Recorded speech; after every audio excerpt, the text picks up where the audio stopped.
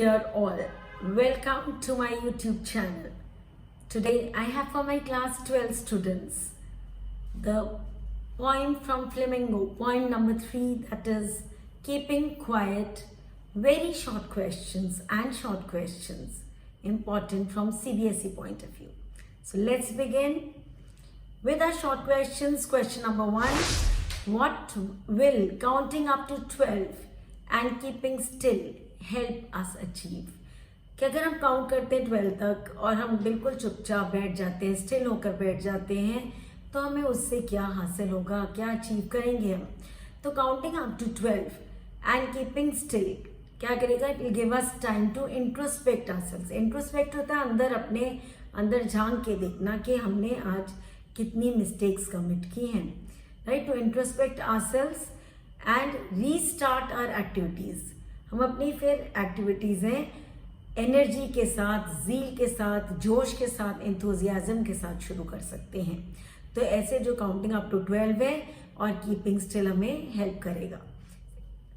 I am glad you all are tuning in to my videos and but I still find that there are 50% of my viewers who have yet not subscribed to my channel. So I kindly request you to subscribe the channel so that I can add value to your life. And please ring the bell button so that you can be notified whenever I'm uploading a video. And let's continue now. Second question is, what is the exotic moment the poet Pablo Neruda wishes for? ये exotic moment क्या है जिसके बारे में wish कर रहा है जो poet है इस poem का? Pablo Neruda. तो Pablo Neruda है, वो विश कर रहे हैं for moment of stillness, quietness, peace. तो and क्या इनिशिएट कर रहे हैं? Peace and brotherhood. तो आपने दो चीज़ें याद रखनी है, stillness and quietness, और दूसरा है peace and brotherhood. And next है आपका explain sudden strangeness. Sudden strangeness क्या होता है? इसका मतलब होता है समथिंग अनयूजुअल, अलग, strange, right? And there is to as there is. और ये अनयूजुअल चीज़ क्यों होती है? क्योंकि टोटल साइलेंस है और हम लोग इकट्ठे, end moment of togetherness. So it क्या मतलब है इसका? Something unusual. Next is question number 4. Why is Pablo Neruda against total inactivity? इसमें एक फ्रेज यूज किया गया है, टोटल इनएक्टिविटी. और Pablo Neruda इसके अगेंस्ट क्यों है? टोटल इनएक्टिविटी का मतलब हो जाएगा death. It will amount to death. And इसलिए कहते हैं कि इसका ये मतलब नहीं है, हम इसको एसोसिएट नहीं करना चाह रहे विद डेथ. सो क्योंकि लाइफ जो है कंटिन्यूस प्रोसेस है एंड ऑन गोइंग प्रोसेस है जो चलता रहता है. And so it is all about being on the move. तो हमारी ये लाइफ जो है चलती रहती है. It is a continuous and on going process. तो हमें इसे डेथ से कनेक्ट नहीं करना है. Now fifth question is, what is the sadness, उदासी, जिसके बारे में बात की गई है सैडनेस पॉइंट में, that the poet refers to in the point.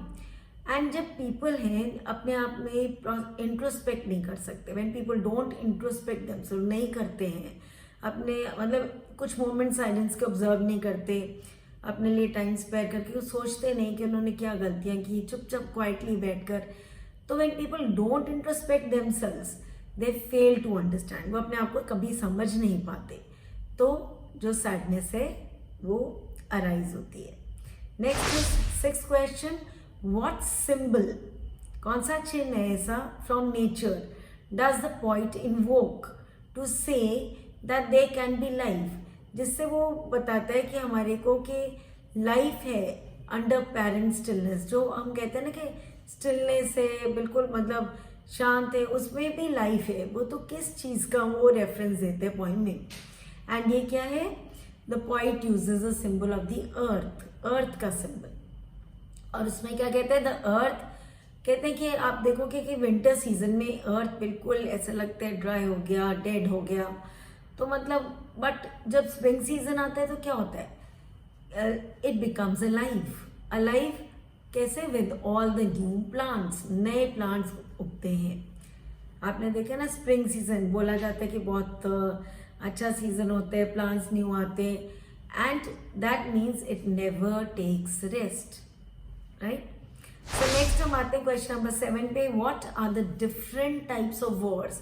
इसमें कुछ वॉर्स के बारे में भी बात करते हैं. पैब्लो नेरूदा पोएम में mentioned in the poem. And which are these wars? The poet says there are green wars. He means to say that the people who destroy forests also wage a war. जो मतलब नुकसान करते हैं, forest destroy कर देते हैं, पेड़ काट देते हैं. सो ये जो है एक वॉर जो खड़ा कर रहे हैं किसके against their own coming generations. Because ऐसा दिन आएगा कि फॉरेस्ट बिल्कुल ही एक्सटिंक्ट हो जाएंगे, कोई फॉरेस्ट रहेंगे ही नहीं. तो जो हमारी आगे वाली जनरेशन, अगर पेड़ वगैरह नहीं होंगे तो कहाँ से वो ऑक्सीजन वगैरह मिलेगा, राइट. सो आगे की जनरेशन को बहुत हार्मफुल होगा उनके लिए. सो और दूसरे वॉर्स क्या होते हैं. एक तो हमने बोला green wars, then there wars with fire, there chemical weapons and poisonous gases. Next is question number 8. Life is what it is about. How is keeping quiet related to life. अब ये बोल रहे हैं कीपिंग क्वाइट जो है, how is it related to life. अब the point says कि that by keeping quiet, right. ये जब बोल रहे हैं how is keeping quiet related to life, हम कहते हैं पॉइंट जब बोल रहे हैं keeping quiet, we get some time to introspect ourselves. चुप रह के हम अपने अंदर झांक के देखते हैं, मेडिटेट करते हैं, हम माइंडफुलनेस करते हैं, तो हम अपने आप को इंट्रोस्पेक्ट कर रहे हैं. एंड कीपिंग क्वाइट जो है हमारी जो हमें दोबारा एनर्जी रीगैदर करने की हेल्प करते हैं. In this way we can, फिर उससे हम क्या होता है एक्टिविटीज जो है पूरे जोश से एनर्जी से शुरू कर देते हैं दोबारा. अब नेक्स्ट है how does the earth teach us that there is activity even in apparent stillness. जब कहते हैं बिल्कुल चुपचाप है तो उसमें भी कुछ एक्टिविटी चल रही है. तो वो कैसे बताते हैं कि अर्थ ही हमें ये चीज समझाता है. We think that earth is dead क्योंकि वो एज इट रिमेन स्टिल, बिल्कुल स्टिल होता है वो. But many changes are taking place under the surface of the earth. Earth के नीचे बहुत सारी हलचल चल रही है, चेंजेस चल रही है. जैसे एक सीड है, वो इट सीम्स डेड कि हमने नीचे उसको वो मिट्टी में डाल दिया और क्या होता है, पर वो फाइनली आप देखते हैं कि वो जर्मिनेट शुरू हो जाता है अंडर द अर्थ, उसके रूट्स आने शुरू हो जाते हैं एंड एक नई जो लाइफ है उसमें से उभर कर जमीन के ऊपर भी आती है. Next is question number 10. What is the significance of the number 12.